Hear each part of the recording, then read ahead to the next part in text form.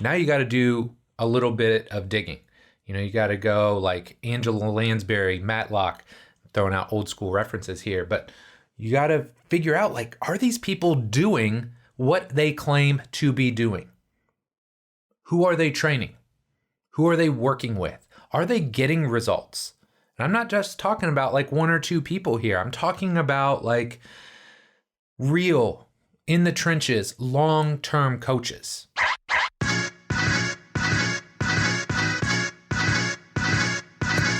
Hello, and welcome to the Physical Preparation Podcast. I am your host, Mike Robertson, and today we are going to talk about 5 things I need to say. Now, I know that may sound like a intriguing podcast title. I hope it did, because I don't know, man. I've just had a lot of time to think here lately, a lot of stuff going on, a lot of change in my life, like 99% of it for the better. But as we all know, change can be uncomfortable.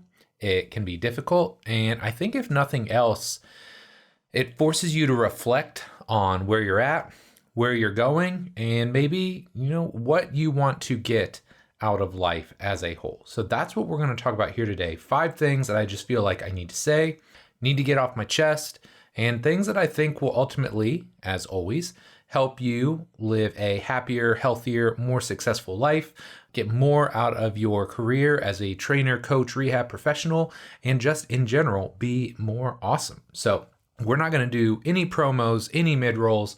You know how we do it. We're going to jump in and we are going to knock this out. So the first thing that I have to say is choose your mentors wisely. That's right. Choose your mentors wisely. Now, you may be thinking, why? Why is that such a big deal? And I'm going to tell you, I'm just going to come into this show hot, right? There are a lot of people out there that claim to be, quote, mentors, unquote, that are absolutely nothing of the sort. And I think a lot of this has been born out of the fact that, back in the day, the great thing about the internet was, hey man, you can write a blog and be an author. You can shoot a video and be a YouTuber or an Instagrammer. And, it's spiraled almost out of control to where you can share information to now you can self-declare yourself to be an expert or a mentor in any sort of field. So I'm just going to put this out there right now. Just because you have a mentorship program and you charge people a lot of money to work with you doesn't qualify you to be a great mentor. Now, again, I told you I'm coming in hot, and I know this is going to ruffle some feathers, but it's really frustrating because I think about my mentors when I was growing up, and some I had very close relationships with and I worked with, live and in the flesh. Others were more remote. When I was coming up, probably one of my biggest influences early on was Ian King. And I never met Ian King in real life, like to this day, never met him. But he was very impactful to me as a young coach. And the way he wrote, the way he looked at training just made a lot of sense to me and was very influential to me early on. Now, I didn't really have another mentor until I met Bill. And luckily, he got me around the age of 27. I wasn't too far gone at that point in time. And he continues to be the strongest mentor and strongest influence in my life from a training perspective. And that's going on like 16 years now. So, you got Bill. I talked about it numerous times, but when I sought out and tried to fill holes in my own training career or in my own education, I came to Lee Taft and Joel Jamieson. So Lee obviously was there for speed development. Joel was there for conditioning. So there's this unique thing that ties all of these guys together. Now, they all have different influences. They all have different backgrounds. But the one thing that they all share, and this is critically important, my friend, they all have skin in the game. And this is something that you hear tossed around a lot. But I'm not sure a lot of these people that have mentorships these days have skin in the game. I think they're really good in front of a camera. I think they're great at creating a soundbite. But, again, not everyone is qualified to be a great mentor. So what I want you to think about, let's start with a question. Who are your mentors? And again, I'm not firing shots at you. Obviously, I like you. You're listening to the show. I want you to get better. But I want you to ask yourself, okay, right now, if you had to make a list of the 3 to 5 most impactful people in your career, who are they? And they're kind of like habits, right? So if you say, oh, I don't really know, like No, that's not true, because even if you say you don't have any habits, well, you have habits. You're just unaware of them, right? So you have mentors, whether you know it or not. So what I would ask you to do is start to figure out, okay, who am I giving my time and attention to? Who are you following on IG, YouTube? What podcast do you listen to? Because all these people, obviously, the more time and attention you give them, you're weighing their thoughts and their perspectives at a higher level than others. And maybe that's fine. Maybe these are people you need to learn from, but we have to question this, right? Okay. Now, the next step in this is once you've determined who those people are, now you got to do a little bit of digging. You got to go like Angela Lansbury, Matlock, throwing out old school references here, but you got to figure out, like, are these people doing what they claim to be doing? Who are they training? Who are they working with? Are they getting results?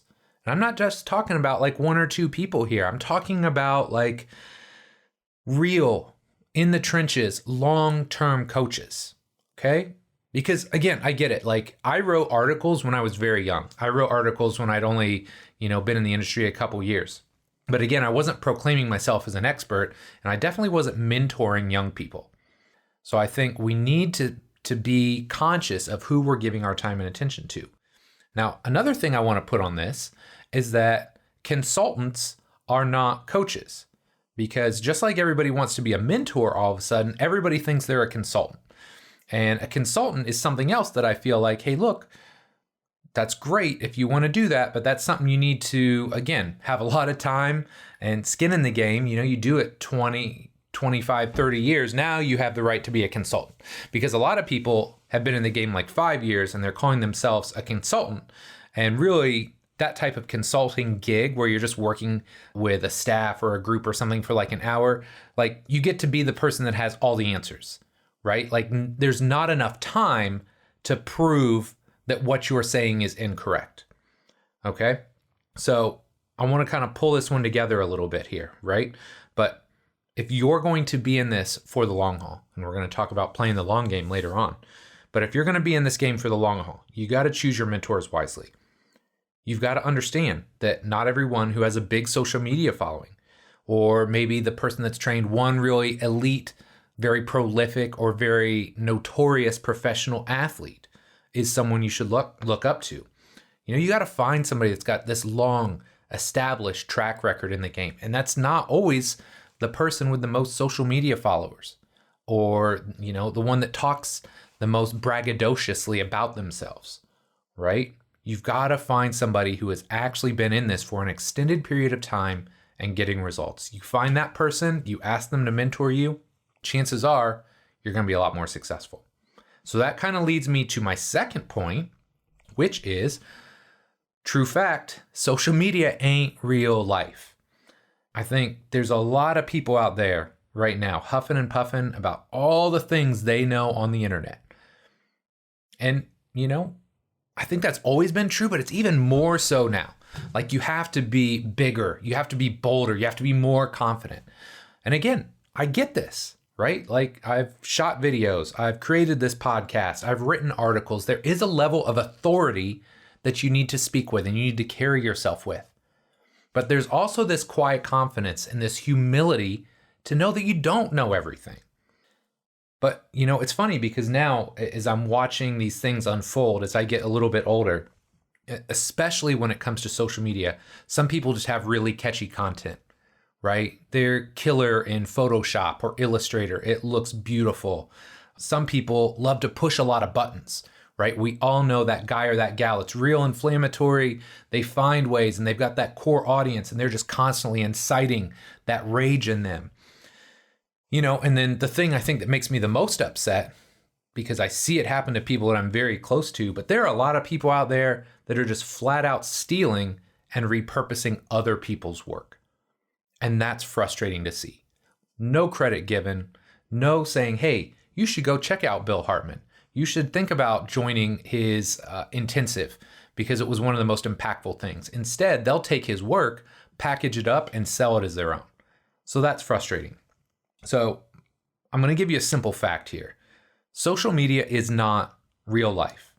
Now, you probably already know that, but it needs to be said. More importantly, you need to be reminded of that. Social media is not real life. So before you give someone that time and attention, again, do your due diligence. First things first, if you're in the training space, if you're a trainer, coach, rehab professional, ask yourself, what are their training principles? If they're just throwing strategies at you, right? How to mobilize an ankle, how to, floss a joint, how to strengthen this muscle group. That is not a principle. That's a strategy. Now, I talk about strategies too, but I always try and talk about strategies in the context of the principles that supersede them. So this is something you always want to figure out. Social media, mentorship, what are their training principles? That's number one. Number two, you got to ask yourself, who have they worked with? Are the people they're working with similar to the people that I work with? Because just because somebody's trained high-level athletes doesn't mean they have any clue how to get a positive result with a general population client. And vice versa. Somebody that may just kill it with Gen Pop clients, and creates these awesome body transformations, probably doesn't know what it takes to be successful training an elite or professional level athlete. So find somebody whose client base matches up or syncs up with yours. Another question, and again, not to say that it's the only delineator, but how long has someone been doing this? Because, I'm not throwing shade. I promise I'm not throwing shade. I love young coaches. I create this show in a lot of ways for young coaches, but don't step into the game 3 years in and act like you know it all. I think that's one thing that I always tried to do, and I've still trying to this day, 21 years in. I try and remind myself that, hey, look, I think I've had some success. I think I've got a pretty good system. I think my principles are pretty darn strong. But at the same time, man, I take losses too, right? I've taken some big losses this year. It'll humble you real quick. So just think about it like this. Think about the difference between a casual and a long-term relationship, right? Casual relationship, all these things aren't very important. You're just kind of dating somebody. You're not really trying to get serious. The things that you need from them are a lot different than if you're trying to be in a committed long-term relationship, right? They have to check a lot more boxes. So just like you're looking at people to mentor you, social media or on the internet, whatever, the same thing goes to social media.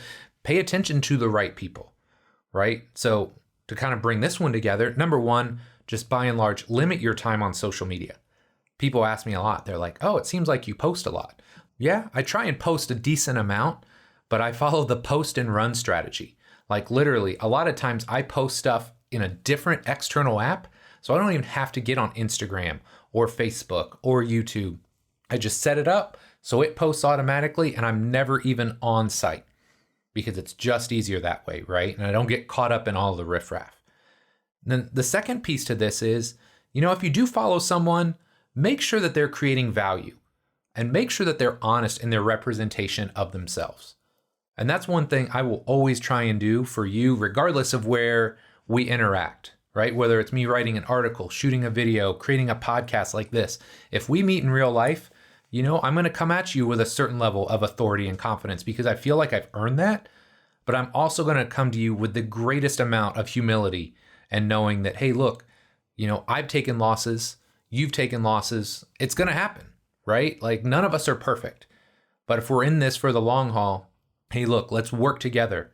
Let's strategize. Let's figure out how we can work together and collectively to make our world a little bit better place. All right. So that's it. Number two, social media ain't real life. Number three, this one's a little bit random, but I think you're going to appreciate it. Number three, be sure you want to open a gym. And here's where this is coming from. As I record this 1st of November, the grind has been so real the last 4 weeks because a lot of stuff has happened. And I know I've kind of chronicled it here. If you have not followed, I'm going to give you the quick and dirty. But, we lost our PM coach. Eric got hired by the Pacers. I considered bringing in one of our interns. They hired him as well. So, I worked nights for about 3 weeks. Dave picked up some shifts, but I worked a lot of nights the last couple weeks. We moved out of our old space.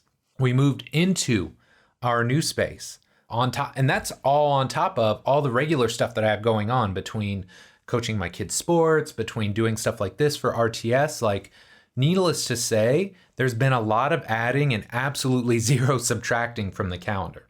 So if we come back to our social media point, when somebody's talking about opening a gym or they just opened a gym, everyone wants to like show off and floss. They want to show the new space, the new equipment, but nobody's talking about like all the dirty work that goes on to get out of the old one.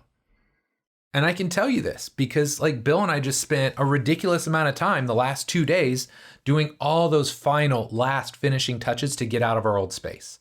Like, nobody's highlighting that on Instagram. They're not showing them pushing a broom or cleaning the toilets or using like the edging tool with the vacuum to get all the insect dead bodies off the floor because you never see it because it's tucked back behind a bookcase.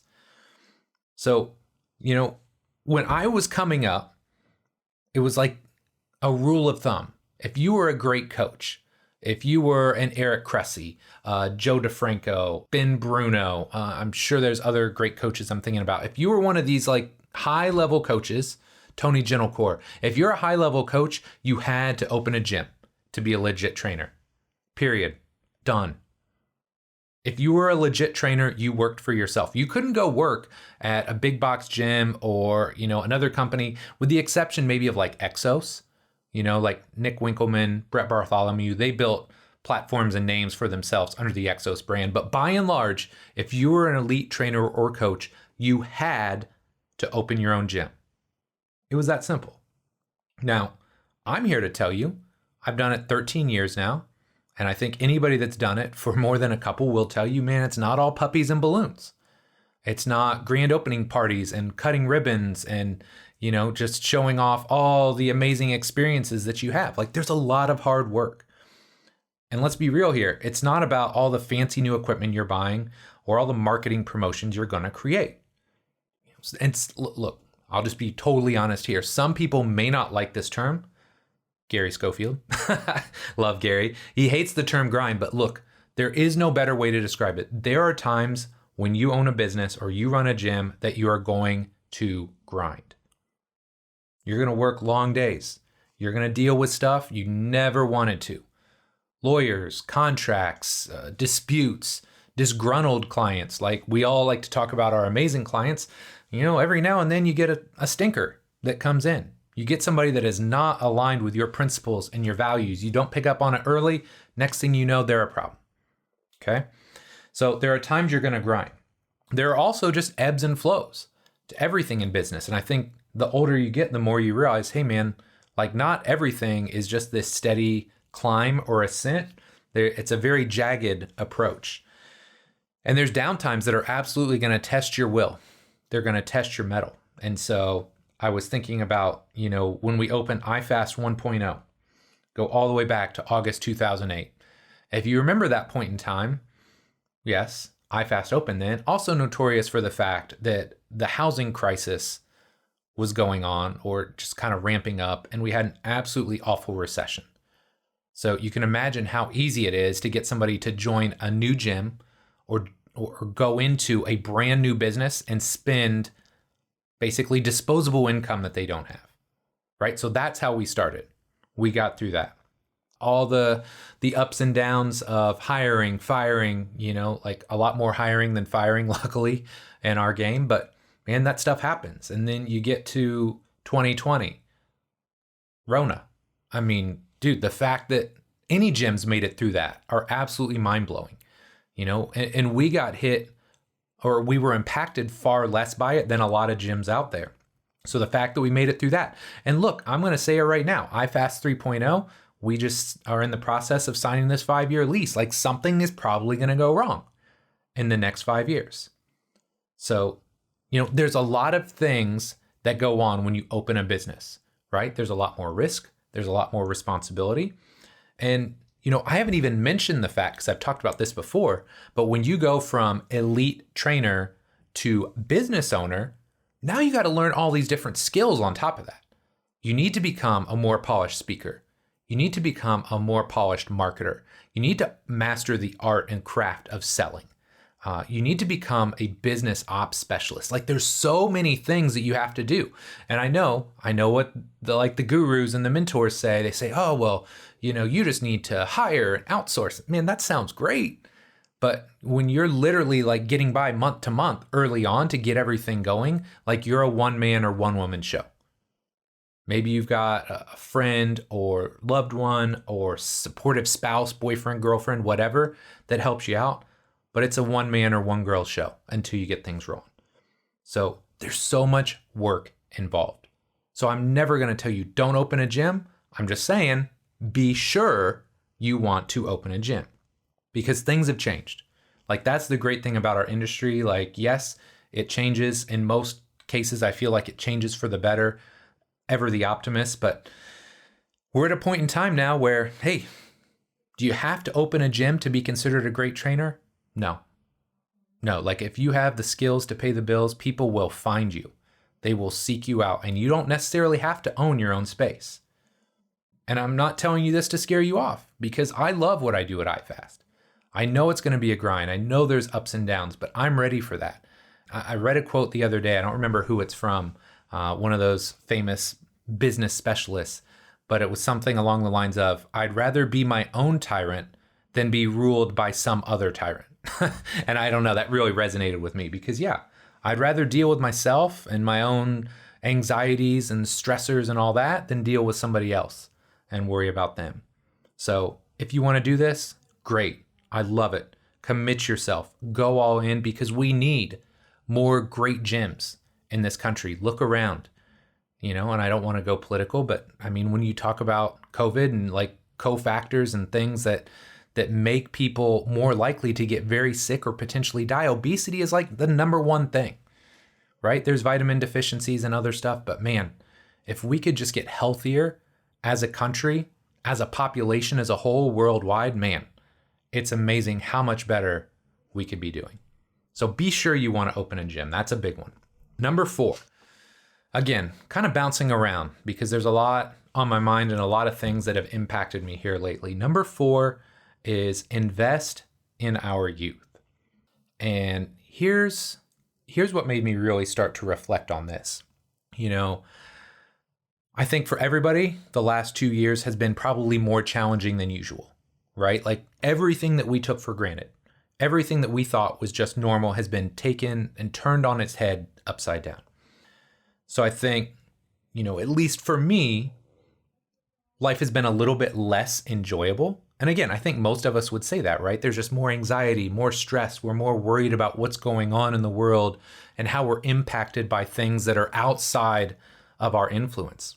But I can tell you without a doubt, other than the usual stuff for me, right? Like vacations, birthdays, holidays with my family, coaching at iFast. Those are my most memorable, most joyous times. Other than those, I can honestly say I think the best part of the last year of my life was coaching my daughter's soccer team this past season. And part of that was just sheer luck, right? We had a great team. I only knew 4 or 5 of the 14 girls when we started. So we added 9 or 10. And that's really rare because a lot of times these teams are getting groomed from first and second grade and they're playing together until they either stop playing or they move up and play travel, whatever. So we got this really mishmash team, but we've got a great group of girls. I have an amazing assistant coach. He's just the best guy, always has great points, very well thought out as far as he's bringing equipment and it's hot. So he's bringing a tent for the girls. He's just an amazing guy. He does all the little things. So overall, it was just this great experience. But it got me thinking, why is this so important? Not just to me, but my kids and the parents of other kids have talked about it's such a great experience. There's such a great culture. So I just kept coming back to why is this so important? Why is coaching and mentoring our youth so important? And I think, man, it's a really easy thing, but it's really difficult at the same time. Our kids these days just flat out need more positive experiences in their life. That's it. Kids need more positive experiences because, I'll be frank, I couldn't imagine being a kid these days.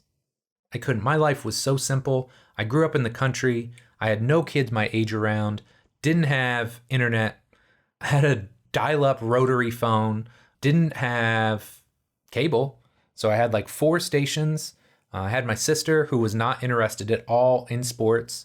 Like, I was kind of like boring. Like, I didn't have a lot to do. I didn't have a lot of trouble to get into.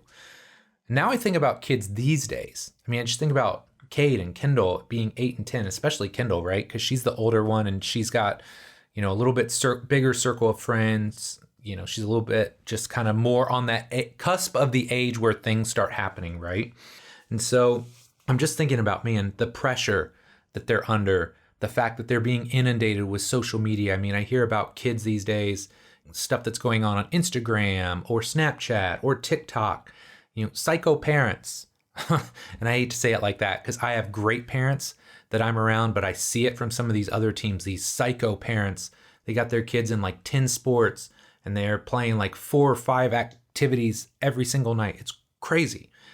So the bottom line is, first off, before you talk about how easy a kid has it or how easy they have it now, yes, they do. And yes, I say it, but stop and pause and reflect, because I'll be honest, I think it's really hard to be a kid these days. Like, really hard. They have so much going on in their lives that their body, their brains, their DNA are not prepared to handle. So for me, when it comes to coaching, man, there's the selfish element of it, right? Like, I love to be with my kids. I love to be with them in sports. Sports are something I grew up loving. They seem to enjoy them for the most part. It's something we can do together. It's active. It's teaching them to explore their body and enjoy movement, learning about sports and teams and all the stuff that comes with that. So I think that makes it easy. But there's a bigger element of it too, or maybe not bigger, but an equally important part. And that's the fact that I positively impact another 8, 10, maybe even as many as 12 or 13 other kids in the process. And I get to teach them to love sports. I get to teach them to love their bodies, how to move. I help them build confidence in themselves. Like, I always talk about, one of the things I enjoy the most with the athletes and the people I work with, I love being like their biggest cheerleader. I talk about just being like the human hype show. If you remember Flavor Flav, like Flavor Flav didn't really rap much in Public Enemy, but man, he was just like the hype show, hyping Chuck D up all the time, hyping the crowd up. Like, that is me. I'm not like the rah-rah external motivation type guy. I'm not that kind of a cheerleader, but just constantly in their ear, like, man, you're playing great. Man, oh, that was an amazing pass. Like, constantly making them excited to play a sport. So, I want you to think about some things, because, maybe you're at a time in your life where you have kids, or you're thinking about kids, or maybe you don't want kids, but maybe you listen to this and you think, oh, I'd like to find some way to get involved. So I want you to start by asking yourself, if this is something you're interested in, number one, how can you get more involved with today's youth? If you own a gym or you're a trainer, maybe you can run like an athletic development class for younger kids. You could do a really little kids class, like 6 to 9, or more of like a preteen class from 10 to 13, and teach them how to train. Teach them how to be more athletic, to enjoy moving. If you enjoy sports, you could volunteer as a sport coach.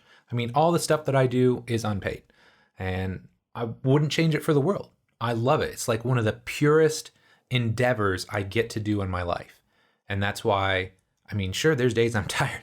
Yesterday, literally, we got up, Kendall and I went to breakfast. I sold turf at the gym. We moved a bunch of the other turf. We swept the floors. We did all of the cleaning at iFast. I mean, I had literally 10 minutes, changed my outfit, put on deodorant so I didn't stink, went out and coached the girls and had an absolute blast, played with them the last 15 minutes of practice. So, volunteer as a coach, get involved that way. If you don't have kids or you're not interested in sports, be a big brother, big sister. I mean, there's so many ways we can connect and we can play a positive impact in the lives of our youth. But I think the bottom line is this: we have to find ways to contribute our time and talents. The world needs us. And I know that sounds really woo-woo out there, just kind of like wishy-washy, but man, it's so true. Like, kids need us. And so if you're listening to this show, that's my plea to you, man. Find ways to become more involved in working with our youth, because I think it's such an important and impactful thing. Okay. And then last but not least, number 5, play the long game. So again, reflective, man. 43. I don't feel old. I like to talk about this a lot. First off, certain people get mad, Amy. Certain people get mad if I call myself old. First off, I don't feel old. I joke around that I'm old, but I don't feel old. I still can go out and train. I can still go out and play sports with my kids. My body feels good. Like, I don't feel old. But then there are times when the calendar or life in general remind me that I'm definitely not 20, right? So it's funny because now a couple people out in the world have started to label me as an OG in the strength and conditioning game, OG, or an original gangster. So there's a certain amount of street cred that comes with that. I'm not going to lie, I appreciate it. I don't consider myself there yet. I don't know if I ever will be. It's kind of like the title of an expert. I don't know if you're ever truly an expert. Maybe Stuart McGill is. Bill Hartman is. There are some true experts out there, but neither here nor there. Let's come back to this topic of an OG. Regardless of whether I am or not, I think the rap sheet speaks for itself, right? 21 years in the game, and I've done it all. And I don't mean that in a cocky or egotistical way. I just mean like I've worked in every aspect of our industry. Rehab, personal training, like one-on-one, small group, large group. I've worked, again, in like a rehab environment. I've worked in a D1 college setting. I've worked in a high school setting. I've worked with professional athletes. Like, I've kind of seen a little bit of everything. Now, there's certainly things I'm better at than others, but I kind of have an idea of what every trainer, coach, rehab professional is up against because I've seen all those environments. I've worked in all those environments for extended periods of time. You know, I've ran a successful gym for 13 of those 21 years, produced legitimately thousands of pieces of content between articles, blogs, podcasts, videos. That's mind-boggling. And again, I don't say that to be in any way braggadocious. It's just, I've done a lot of stuff. Like, I've tried to be as prolific as possible. I've tried to give back. Like, that's a big piece of this for me. I want to give back. And I think that's a common theme, whether it's like the young kids we were just talking about or to people like you. I want to give back. I want to make our industry and our world a little bit better place. But I also know I'm nowhere near done yet, right? So this is where we come back to this idea of playing the long game. Like, I have a lot left to accomplish. I have a lot of people left to serve. So here's my approach. And it's kind of like this two-pronged approach. Number one, I'm always focused on the long game. So I'm not just thinking about what I can accomplish in the next month or the next 3 months or even the next year. I'm always thinking about what I can do on a macro, 5 years, 10 years, 20 years, without putting like necessarily goals on that, because I think that's very difficult. But I'm always playing the long game. But the second part of that prong is I'm always chipping away at things on a day-to-day basis. So I used to have a sexier way to say it. I don't remember what it is now. But, you know, you got the long game, the big picture, but then you're working and hustling in that short term to make all these things happen. So like there's 2 songs, obviously I like music. There's 2 songs that kind of put this into play. Number one, if you've ever heard the song Live Like You Are Dying by Tim McGraw, kind of makes you think, oh, if you were going to die, what things would you be doing now? How would you be focusing on what's most important? Same thing, you go back to Mace. And if you don't know about Mace, you need to go back. He had one amazing album, retired, came back. I don't think the second one was any good. But Mace's first album had a song on it called 24 Hours to Live. And it talks about all the things he would do if he only had 24 hours to live.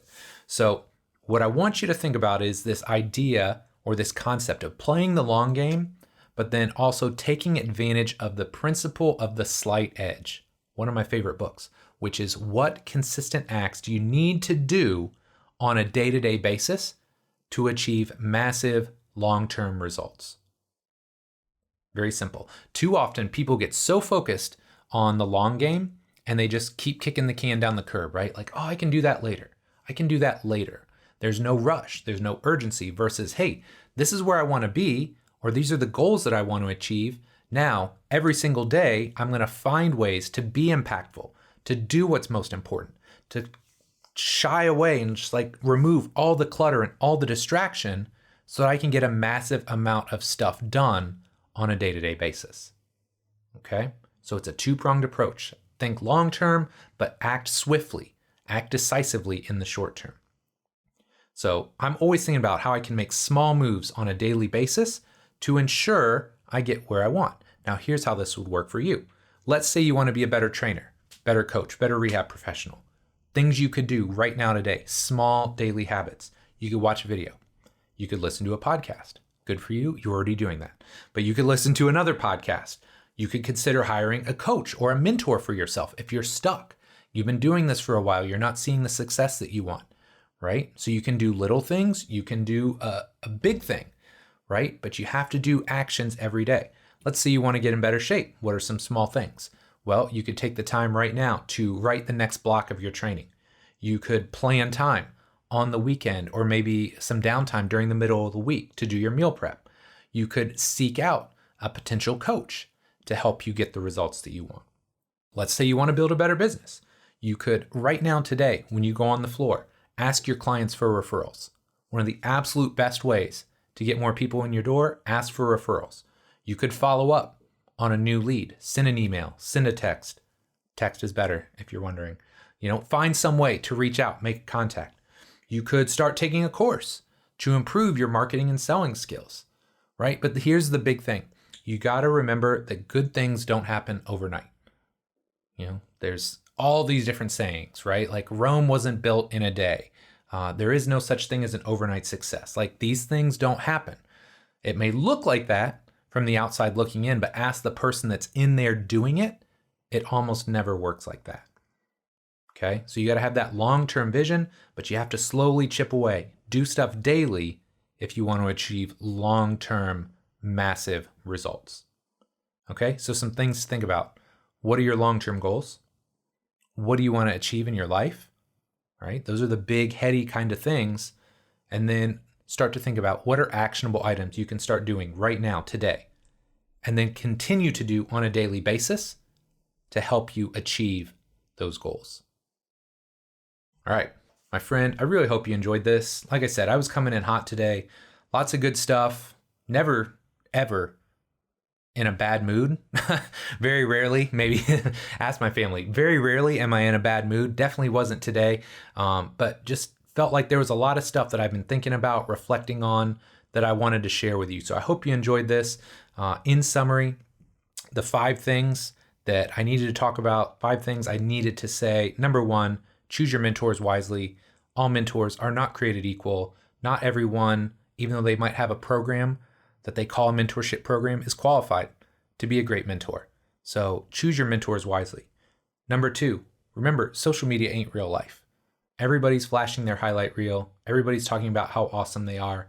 Very few people are showing you the struggles and the insecurities that they're dealing with on the backside. And that's not to say that they should be, but just understand, like, everybody is going through stuff.